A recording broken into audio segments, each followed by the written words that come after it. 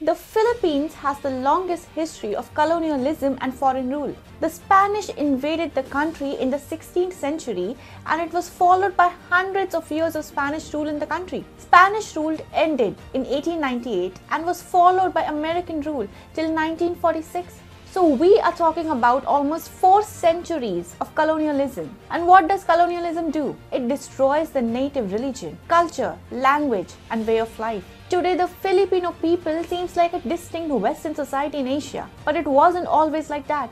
In fact, Hinduism used to be the way of life in the Philippines. Hi and welcome. This is TFI English, the national socio-political analysis arm of the TFI Media Group. I am your host Isha. In this video, I will tell you all about Hinduism in the Philippines. Let's begin. You know, things have changed when a country cannot identify its original name. The Philippines got its name in 1544 after a Spanish explorer, Fray López de Villalobos, named the archipelago after the Prince of Spain, Philip II. This is a relatively very new name for a country believed to be around 7,09,000 years old. There are 7,000 islands in the Philippines.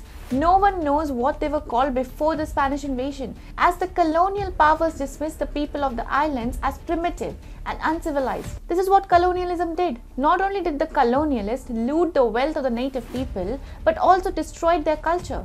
However, there are remains of the ancient language, culture and religion in the Philippines, and they point out that Hinduism has a lot of influence in the pre-colonial Philippines. Today, the Philippines seems like a homogeneous society, or almost a homogeneous society.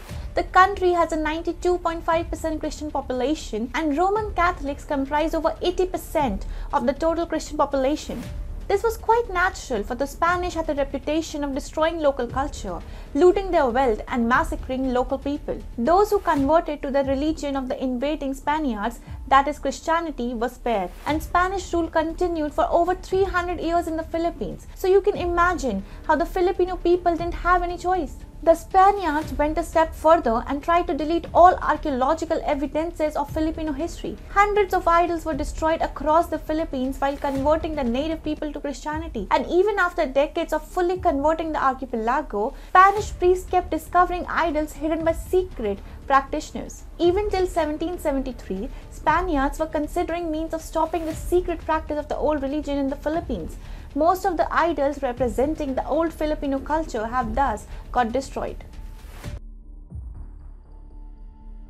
Hundreds of years of colonial rule may have obscured the old culture of the Philippines, but India had an ancient connection with the archipelago from around the 1st century to the 14th century. So ancient polities in the Philippines were heavily influenced by the Hindu-Buddhist religion and culture. The strong trade links between India and the Philippines was definitely an influence on the archipelago. And the Southeast military campaign of Rajendra Chola further encouraged Indian influence in the Southeast Asian country. Some Indian rulers like Samudragupta had a well-defined navy that extended their reach and influence over the various islands in South and Southeast Asia.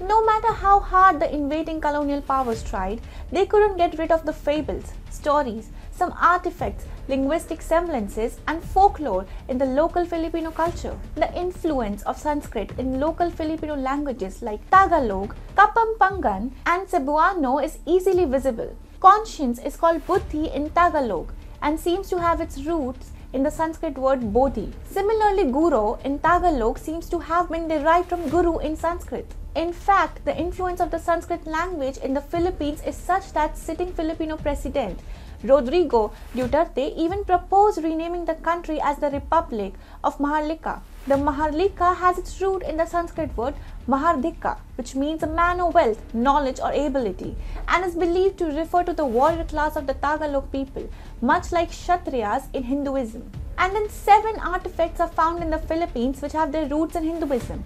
The most popular amongst them is the 13th century 21-carat golden Tara. It is an image of a Hindu goddess and serves as a proof that Hinduism was existent in the pre-colonial Philippines. Other artifacts include a bronze statue identified as the Buddhist version of Longship, identified as the Buddhist version of Lord Shiva, a copper statue of Bhagwan Ganesha, and a golden Garuda pendant. Surprised, right?